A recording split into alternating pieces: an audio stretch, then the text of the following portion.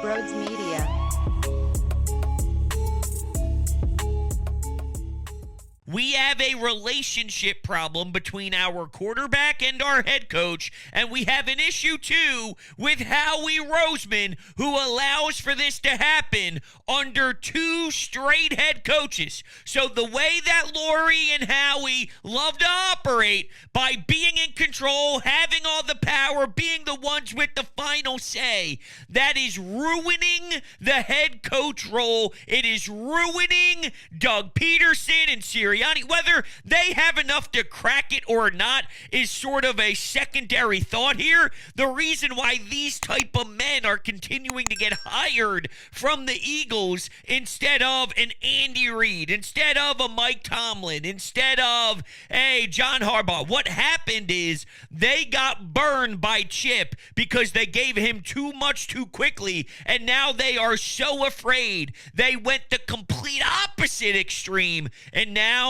we are stuck in this hideous position, and I'm sick. So realistically, I want to start off this show, and we have Jeff McLane audio because on his podcast, Uncovering the Birds, a part of Odyssey, and he obviously does an amazing job covering the Eagles for the Inquirer. He had some very interesting little nuggets there, two in particular that we are going to hear about. But I want to start off with my conspiracy theory. And I don't even think it's far-fetched. It's just using context clues. So when just about a week ago or so, we did the pod reacting to Jalen Hurts and his words towards Nick Sirianni and giving the head coach no love whatsoever, essentially throwing him under the bus, driving over top of him, then going in reverse, doing that move where you put your arm around the passenger seat and you look behind you. He ended up going in reverse, running over him again, going in drive, pushing the gas pedal down all the way to accelerate as quickly as humanly possible to run over him once more because he wasn't finished. So when we got done that pod,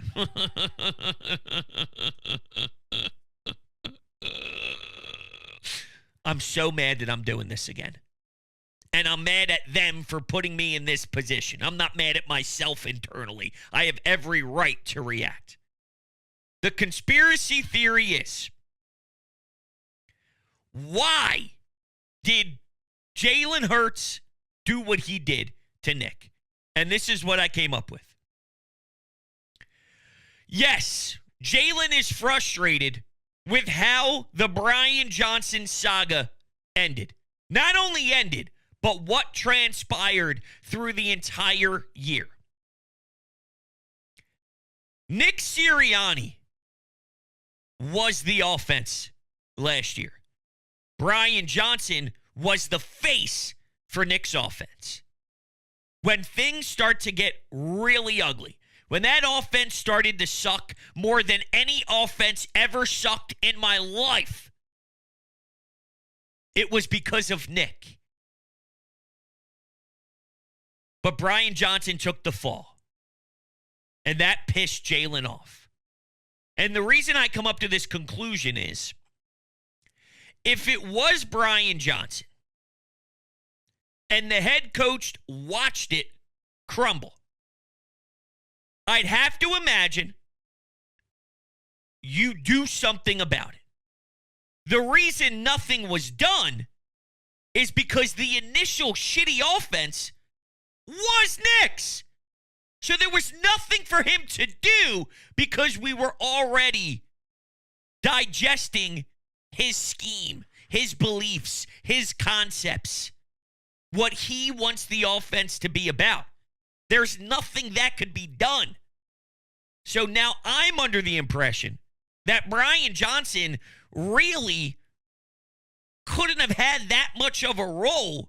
And even if he did technically call plays, and I don't even know if that is something that I believe in anymore, but even if he did call plays, if you are asking a chef to cook a gourmet meal and I'm giving you fucking, I don't know, rotten bananas, I'm giving you Brussels sprouts, and I'm giving you vegan hot dogs, And I say, whip me up something unbelievable. Those are your 3 ingredients. The hell is that chef going to be able to do?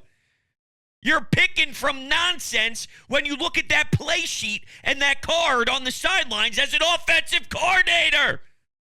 So Nick sucked. Nick was awful. Nick was pathetic. And this entire town was ripping Brian Johnson to shreds.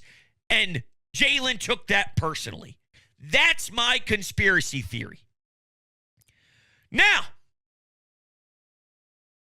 should I give Jalen a free pass for not just moving forward? No, I'm not giving him a free pass. This is a business. It is nasty behind the scenes. You're a pro QB. You're a face of a franchise. Guess what? By the end, Bill Belichick and Tom Brady, they were dealing with a lot of stuff because the egos got big, but you have to find a way. Trust me, there's never a situation that's smooth. Even when the Eagles won their championship, a ton of injuries, Carson Wentz goes down, things started to change, the dynamic was moving closer to the Nick Foles experience with the Shrine. That's in a year where they won the whole thing. There's always going to be some level of discomfort where there's 50-plus players, 5,000 coaches. There's always something. There was turmoil last year with the Kansas City Chiefs when Travis Kelce almost trucks over Andy Reid and puts his ass in the dirt in the final game of the year before they won a championship. So if you can't handle that, then I don't know if you have any business being the face of a franchise. And I love Jalen Hurts to death. I'm a huge supporter. I think he could play. But I'm having real concerns on if this is going to work. Because he handled it very immaturely. That's not how you do this if you're supposed to be a leader. And by the way, wasn't that targeted and emphasized as something that needed to be worked on? He needs to become better as a leader.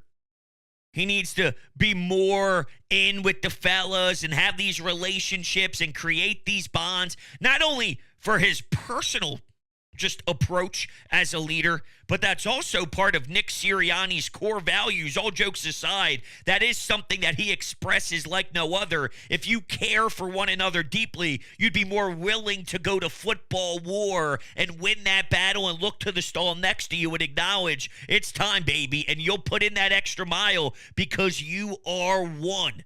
And yeah, in theory, that sounds amazing. So from the actual overall head coach perspective, and then from your own growth internally as a leader at this level, I need Jalen to do more. And his first chance at it to improve in that area, he took 6,000 steps back. I wanted Jalen to lie, though, because part of your gig as the man, as the face, is to sell a product. What happens in the locker room, what happens when the media can't see, what happens behind the scenes, that's not for us. As much as I want it to be, as much as I would love to be a fly in the wall every single day that I could around the Eagles organization, that would be lovely. But reality is, some things have to stay in between those walls. And it's your job to do the best in your ability to keep it within those walls. And in a 3-day camp in June, he decided to open up a can of worms. It wasn't by accident. He wanted to respond in that way. And that's very unprofessional. Why, Jalen? Why? So let's listen to some of the audio cuts. There's two. They're very short. Both are just under 10 seconds. Here's the first one in regards to how he handled the Sirianni presser. According to team sources, his handling of this question about Sirianni right before the Eagles parted for the summer disappointed several key figures within the organization. Okay, so several key figures are now disappointed. Who could that be? Who are several key figures? I got 3 for you. And maybe I'll even throw in a 4th with Big Dom and his new title. All right, Big Dom probably ain't happy. Nick ain't happy. Lori not happy. Howie not happy. Because it describes the turmoil. That's real. Not made up. It's real. Listen, I'm a fan like anybody else. There's nothing I want more than a fantastic Eagle season that we are about to embrace. But last year doesn't happen if things are good, right? That was historic. Maybe you forget how tragic it was or how awful those losses were. That's an all-timer. Not just for Eagles history, which it is, but NFL history.